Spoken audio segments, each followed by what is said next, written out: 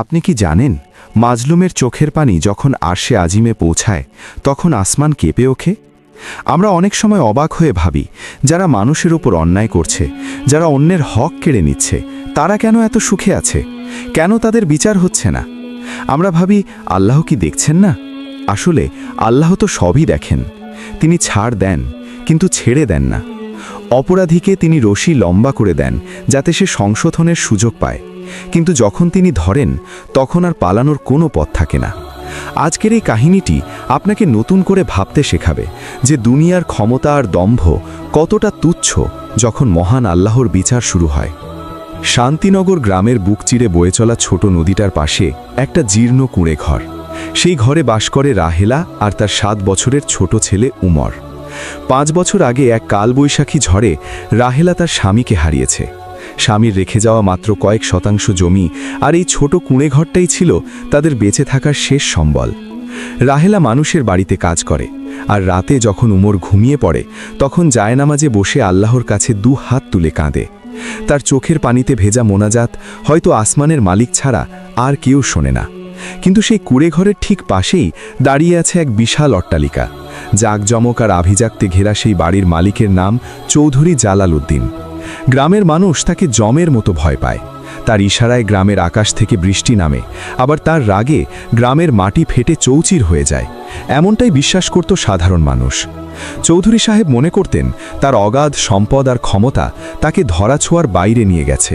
তিনি ভুলে গিয়েছিলেন, আকাশটা যার মালিকানাধীন তার বিচারকক্ষ কখনো বন্ধ হয় না। চৌধুরী জালালউদ্দিনের দীর্ঘদিনের ইচ্ছে ছিল তার প্রাসাদের সীমানা নদীর পার পর্যন্ত বাড়িয়ে নেবেন, কিন্তু মাঝখানে কাঁটা হয়ে দাঁড়িয়ে আছে রাহেলার ওই ভাঙাচোরা কুঁড়ে ঘর। কতবার তিনি রাহেলাকে খবর পাঠিয়েছেন জমিটা পানির দামে বিক্রি করে দিতে, কিন্তু রাহেলা রাজি হয়নি। তার সাফ কথা, এটি তার স্বামীর স্মৃতি, তার সন্তানের শেষ আশ্রয়।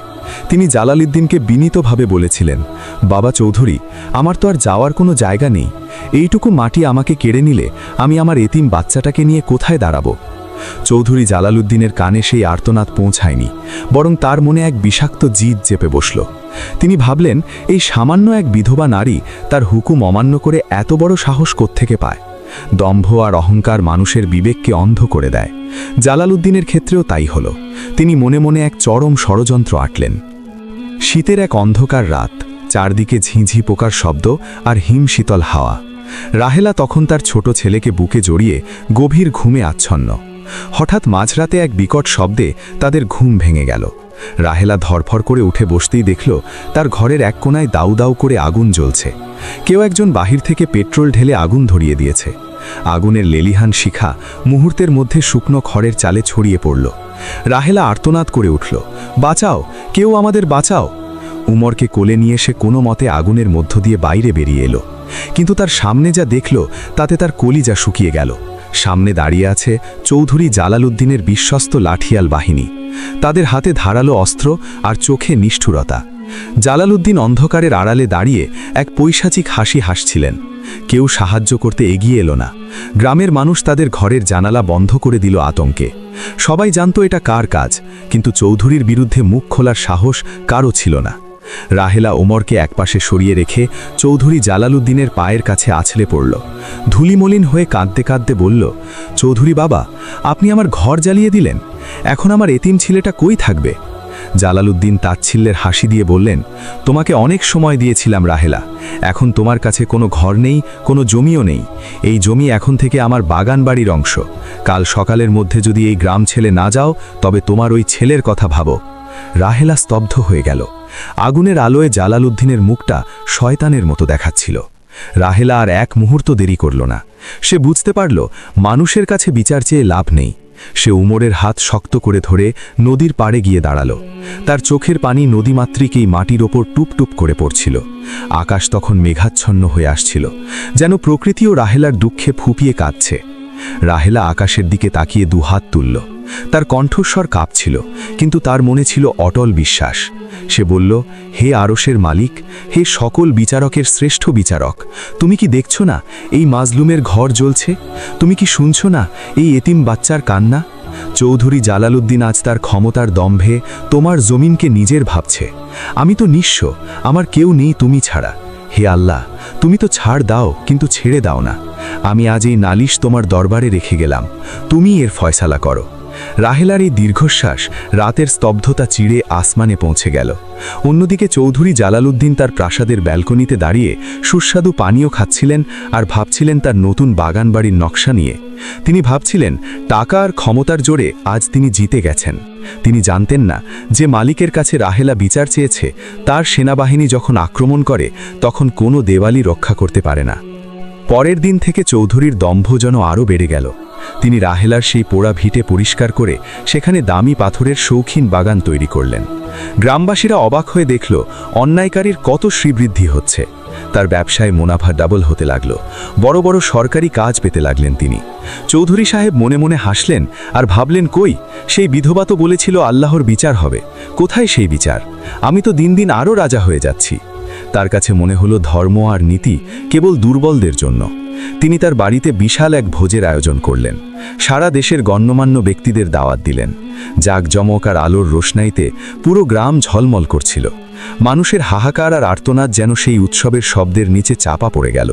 কিন্তু আল্লাহ তো ছাড় দেন, তিনি অবকাশ দেন, যেন মানুষ তার পাপের বোঝা নিজেই ভারী করে তোলে।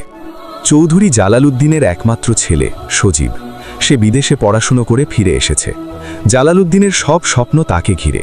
এই বিশাল সাম্রাজ্য তো সজীবেরই হবে। ভোজের রাতে যখন সজীব তার বন্ধুদের সাথে গাড়ি নিয়ে গ্রামের মেঠোপথ দিয়ে আসছিল, তখন হঠাৎ করে এক অদ্ভুত কুয়াশা রাস্তা ঠেকে গেল। ড্রাইভার কিছুই দেখতে পাচ্ছিল না।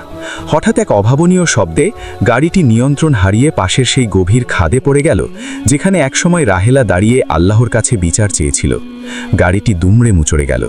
কিন্তু আশ্চর্যের বিষয় হলো, আশেপাশে কোনো মানুষ ছিল না। জনমানবহীন সেই রাতে সজীবের বাঁচার আকুতি শোনার মতো কেউ ছিল না। চৌধুরী জালালউদ্দিনের দামি পানীয়ের গ্লাস যখন মাটিতে পড়ে ভেঙে গেল, ঠিক সেই মুহূর্তেই সজীবের শেষ নিঃশ্বাসটি নিভে গেল। চৌধুরী জালালউদ্দিন খবর পেয়ে যখন ঘটনাস্থলে পৌঁছালেন, তার চারপাশ যেন ঘুরতে লাগল। তিনি দেখলেন তার অহংকার, তার আভিজাত্য সব ধুলোয় মিশে আছে। তার একমাত্র প্রদীপ নিভে গেছে। তিনি সজীবের নিথর দেহ জড়িয়ে চিৎকার করে কাঁদতে লাগলেন। কিন্তু সেই কান্নার শব্দ শ্মশানের নীরবতার মতো ভয়াবহ শোনাল। গ্রামের মানুষ ফিসফিস করে বলতে লাগল, এটা কি সেই রাহেলার চোখের পানির বদলা? চৌধুরী জালালউদ্দিনের কানে সেই কথাগুলো তীরের মতো বিঁধতে লাগল। কিন্তু তার অহংকার তখনও পুরোপুরি চূর্ণ হয়নি। তিনি ভাবলেন, এটা কেবলই এক দুর্ঘটনা। তিনি জানতেন না, এটা তো কেবল শুরু। আল্লাহর বিচারের পাল্লায় যখন পাপের ভার বেড়ে যায়, তখন একে একে সব তাসের ঘরের মতো ভেঙে পড়তে থাকে। চৌধুরী সাহেব নিজের ভেতর এক অদ্ভুত শূন্যতা অনুভব করলেন। কিন্তু তার মনের অহংকার তাকে আল্লাহর সামনে মাথা নত করতে দিল না। তিনি ভাবলেন, তার অনেক টাকা আছে, তিনি আবার সব ঠিক করে নেবেন। কিন্তু আল্লাহ যখন ধরেন, তখন টাকা আর ক্ষমতা যেন আগুনের জ্বালানি ছাড়া আর কিছুই হয় না। রাত গভীর হতে লাগল, আর চৌধুরী জালালউদ্দিন তার মৃত ছেলের পাশে বসে প্রথমবারের মতো এক অজানার ভয়ে শিউরে উঠলেন। যে ভয় একসময় রাহেলা পেয়েছিল যখন তার ঘরে আগুন জ্বলছিল। এখন জালালউদ্দিনের অন্তরে সেই আগুন জ্বলতে শুরু করেছে, যা বাইরের কেউ দেখতে পাচ্ছে না। আল্লাহর বিচার শুরু হয়ে গেছে। তিনি ছাড় দিয়েছিলেন ঠিকই, কিন্তু ছেড়ে দেননি। ছেলের দাফন সম্পন্ন করে চৌধুরী জালালউদ্দিন যখন প্রাসাদে ফিরলেন, তখন সেই বিশাল অট্টালিকা তাকে গিলে খেতে এলো। যে প্রাসাদের প্রতিটি কোণায় আভিজাত্যের ছাপ ছিল, আজ সেখানে কেবল কান্নার প্রতিধ্বনি। জালালউদ্দিন নিজের রুমে বসে ভাবছিলেন, তার এত সম্পদ, এত নামডাক, অথচ তার নিজের সন্তানকে বাঁচানোর জন্য তিনি কিছুই করতে পারলেন না।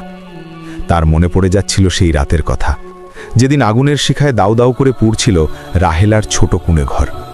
সেই আগুনের উত্তাপ আজ যেন তার কলিজাকে জ্বালিয়ে দিচ্ছে। কিন্তু অহংকার এক অদ্ভুত রোগ, এটি মানুষকে সহজে অনুতপ্ত হতে দেয় না। জালালউদ্দিন নিজেকে বোঝাতে চাইলেন, এটা কেবলই নসিবের খেলা। তিনি ভাবলেন, এই শোক তিনি ভুলে যাবেন, তার তো এখনো কোটি কোটি টাকা আছে, ক্ষমতা আছে। তিনি আবার নিজেকে ব্যবসায় ডুবিয়ে দিলেন। কিন্তু তিনি জানতেন না, আসমান থেকে যার বিচার শুরু হয়, তার পালানোর সব পথ একে একে বন্ধ হয়ে যায়। কয়েক সপ্তাহ যেতে না যেতেই জালালউদ্দিনের ব্যবসায় ধস নামতে শুরু করল। তার যে গোডাউনে কোটি কোটি টাকার পাট আর ধান মজুদ ছিল, এক রহস্যময় অগ্নিকাণ্ডে তা ছাই হয়ে গেল। ফায়ার সার্ভিসের কর্মীরা অনেক চেষ্টা করেও সেই আগুন নেভাতে পারল না।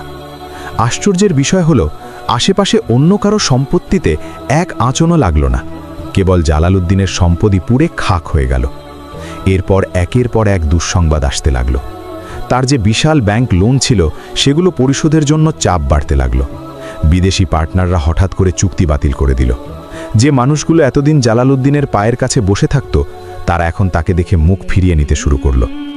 জালালউদ্দিন একা হয়ে পড়লেন। তার প্রাসাদের সেই চাকরবাকররা বেতন না পেয়ে কাজ ছেড়ে চলে গেল। রাতের বেলা যখন তিনি একা বারান্দায় পায়চারি করতেন তখন তার মনে হতো অন্ধকারের ভেতর থেকে কেউ একজন তাকে পর্যবেক্ষণ করছে। কেউ যেন ফিসফিস করে বলছে, জালালউদ্দিন, তোমার সময় ফুরিয়ে আসছে। এক রাতে জালালউদ্দিন এক অদ্ভুত স্বপ্ন দেখলেন। তিনি দেখলেন তিনি এক বিশাল মরুভূমিতে তৃষ্ণায় ছটফট করছেন। তার চারদিকে সোনার পাহাড়, হীরা জহরত ছড়িয়ে আছে, কিন্তু এক ফোঁটা পানি নেই। হঠাৎ তিনি দেখলেন দূরে রাহেলা দাঁড়িয়ে আছে, তার হাতে এক গ্লাস পানি। জালালউদ্দিন পানির জন্য তার দিকে হাত বাড়ালেন, কিন্তু রাহেলা তার দিক থেকে মুখ ফিরিয়ে নিল। রাহেলা বলল, চৌধুরী সাহেব, আপনার এই সম্পদ দিয়ে কি এক ফোঁটা পানি কেনা যায়? আপনি তো আমার ঘর কেড়ে নিয়েছিলেন, আজ আপনি নিজেই ঘর হারা। জালালউদ্দিন চিৎকার করে ঘুম থেকে জেগে উঠলেন। তার পুরো শরীর ঘামে ভিজে গেছে। তিনি বুঝতে পারলেন তার ভেতরে এক অদ্ভুত অসুখ দানা বাঁধছে। তার শরীর ধীরে ধীরে শুকিয়ে যেতে লাগল। বড় বড় ডাক্তার দেখানো হলো, কিন্তু কেউ তার রোগের হদিশ পেল না। রিপোর্ট সব নরমাল, অথচ জালালউদ্দিন বিছানা থেকে উঠতে পারছেন না। তার মনে হতো তার হাড়ের ভেতর হাজার হাজার পিঁপড়ে কামড়াচ্ছে। ব্যথায় তিনি কাতরাতেন, কিন্তু তাকে সান্ত্বনা দেওয়ার মতো কেউ ছিল না। অহংকারী জালালউদ্দিন এবার ভয় পেতে শুরু করলেন। তিনি তার এক বিশ্বস্ত লোককে পাঠালেন রাহেলার খোঁজে। তিনি চাইলেন রাহেলাকে খুঁজে বের করে কিছু টাকা দিয়ে ক্ষমা চেয়ে নেবেন। তিনি ভেবেছিলেন টাকা দিলেই হয়তো এই বিপদ কেটে যাবে। তিনি এখনও বুঝতে পারেননি যে আল্লাহর বিচার টাকা দিয়ে কেনা যায় না। তার লোক পুরো গ্রাম, পাশের শহর সব জায়গায় খুঁজল, কিন্তু রাহেলার কোনো হদিশ পেল না। রাহেলা তার ছেলে নিয়ে কোথায় হারিয়ে গেছে কেউ জানে না। কেউ বলল সে অন্য শহরে চলে গেছে, কেউ বলল সে হয়তো দুঃখে মারা গেছে। জালালউদ্দিনের অস্থিরতা আরও বেড়ে গেল। তিনি নিজের বিছানায় শুয়ে জানালার দিকে তাকিয়ে থাকতেন। যে বাগানের জন্য তিনি রাহেলার ঘর ভেঙেছিলেন সেই বাগানের গাছগুলো অলৌকিকভাবে শুকিয়ে যাচ্ছিল। দামি দামি ফুল গাছগুলো পচে যাচ্ছিল, আর সেখান থেকে এক উৎকট দুর্গন্ধ আসছিল। মনে হচ্ছিল মাটিও তাকে ঘৃণা করছে। গ্রামের মানুষ এখন আর চৌধুরী সাহেবকে নিয়ে ভয় পায় না, বরং তারা করুণা করে। তারা দূর থেকে দেখে সেই প্রাসাদটি এখন এক ভুতুড়ে বাড়িতে পরিণত হয়েছে। যে বাড়িতে একসময় উৎসবের কোনো শেষ ছিল না, সেখানে এখন কেবল কান্নার সুর। জালালউদ্দিনের স্ত্রীও শোকে আর অসুস্থতায় বিছানা নিলেন। তিনি বারবার জালালউদ্দিনকে বলতেন, ওগো, তুমি কার ওপর জুলুম করেছ? কেন আমাদের ওপর এই গজব নেমে এলো? জালালউদ্দিন কোনো উত্তর দিতে পারতেন না। তার কণ্ঠস্বর যেন রুদ্ধ হয়ে আসছিল। তিনি চাইতেন ক্ষমা চাইতে, কিন্তু কার কাছে চাইবেন? যাকে ঠকিয়েছেন তিনি তো নিরুদ্দেশ। আর আল্লাহর কাছে ক্ষমা চাওয়ার মতো মুখ কি তার আছে? তিনি তো সারা জীবন অহংকারে মত্ত ছিলেন। তিনি ভুলেই গিয়েছিলেন যে একদিন তাকেও এই মাটির নিচে যেতে হবে। একদিন জালালউদ্দিন খবর পেলেন যে তার প্রাসাদের শেষ অংশটুকুও ব্যাংক নিলামে তুলে নিয়েছে। তাকে এখন এই বাড়ি ছেড়ে চলে যেতে হবে।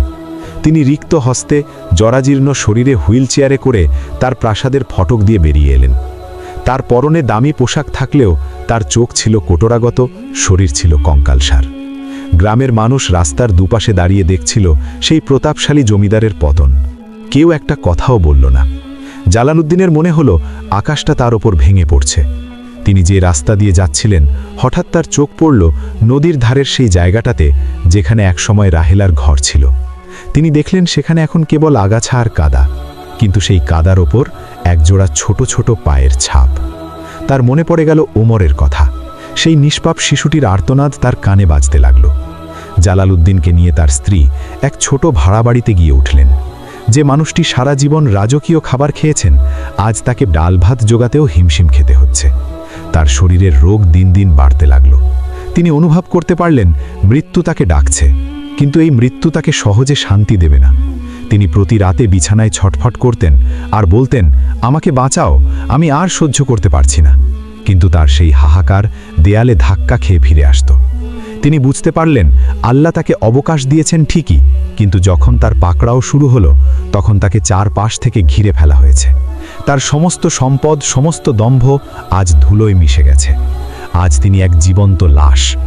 সবচেয়ে কষ্টের বিষয় ছিল জালালউদ্দিন যখন ঘুমানোর চেষ্টা করতেন তখন তার চোখের সামনে কেবল সেই আগুনের দৃশ্য ভেসে উঠত। তিনি দেখতে পেতেন রাহেলা কাঁদছে আর আসমানের দিকে তাকিয়ে বিচার চাচ্ছে। তিনি এখন বুঝতে পারছেন যে মাজলুমের চোখের পানি কখনো বৃথা যায় না। তিনি আল্লাহকে ডাকতে চাইলেন, কিন্তু তার জীবও যেন জড়িয়ে যাচ্ছিল। তিনি উপলব্ধি করলেন তওবার দরজাও কি তার জন্য বন্ধ হয়ে গেল। তিনি তার স্ত্রীকে ইশারায় ডাকলেন এবং অস্ফুট স্বরে বললেন, আমাকে কি আল্লাহ মাফ করবেন?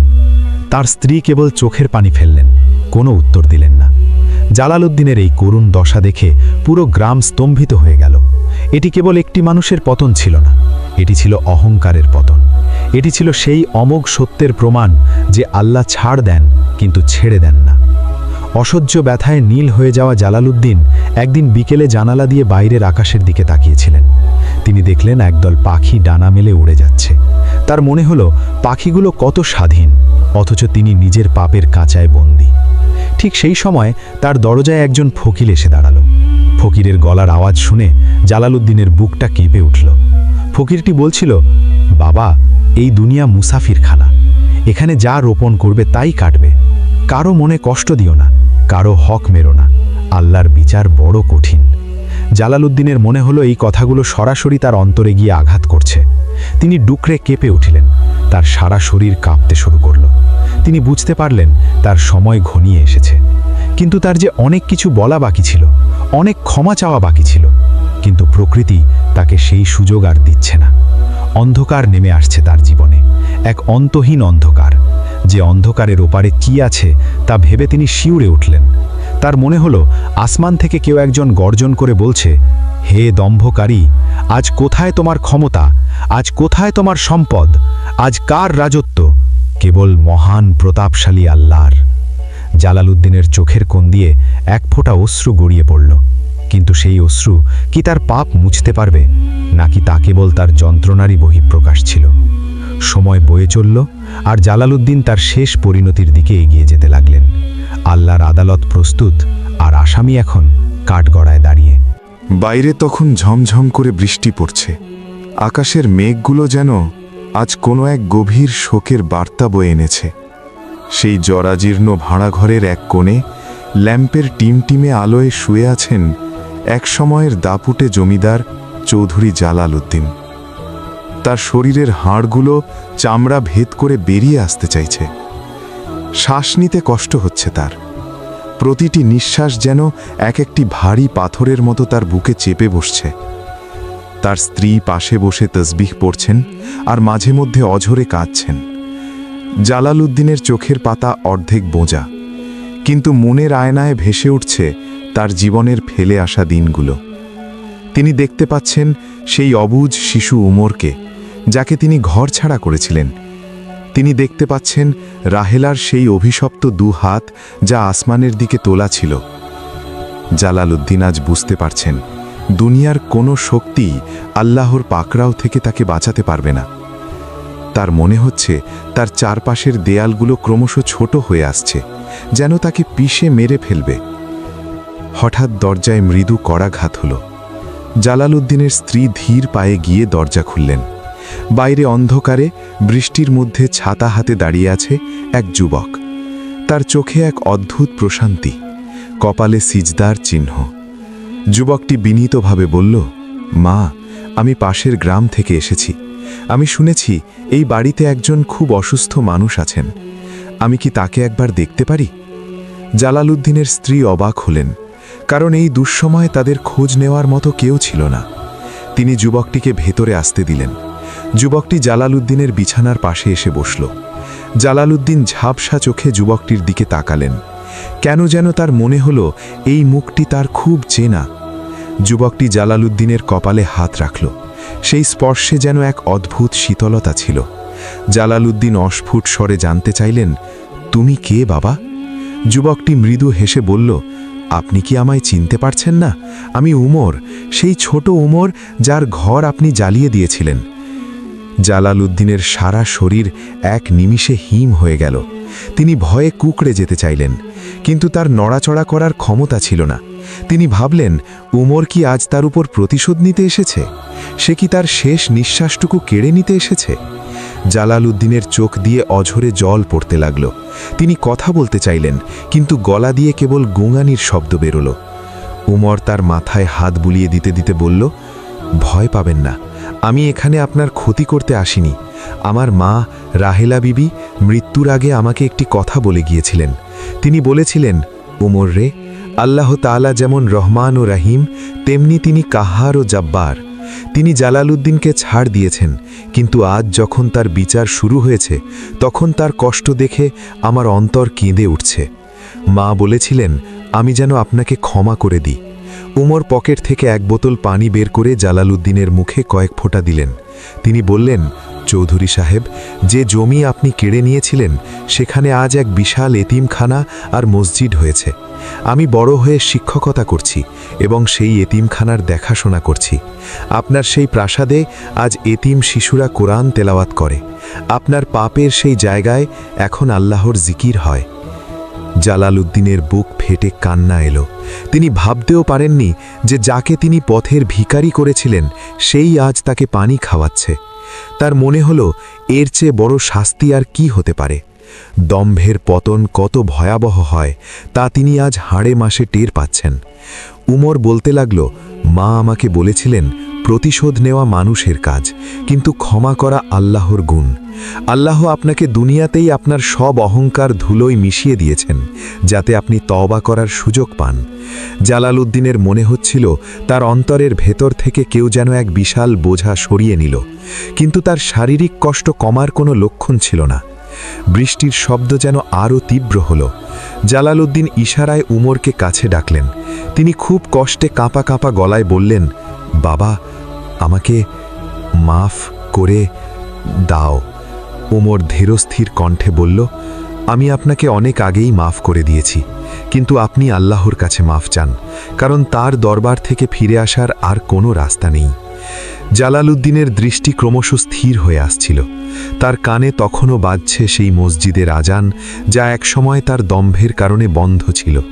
তিনি দেখতে পেলেন চারপাশ অন্ধকার হয়ে আসছে। তিনি অনুভব করতে পারলেন মালাকুল মৌত তার সামনে দাঁড়িয়ে আছে।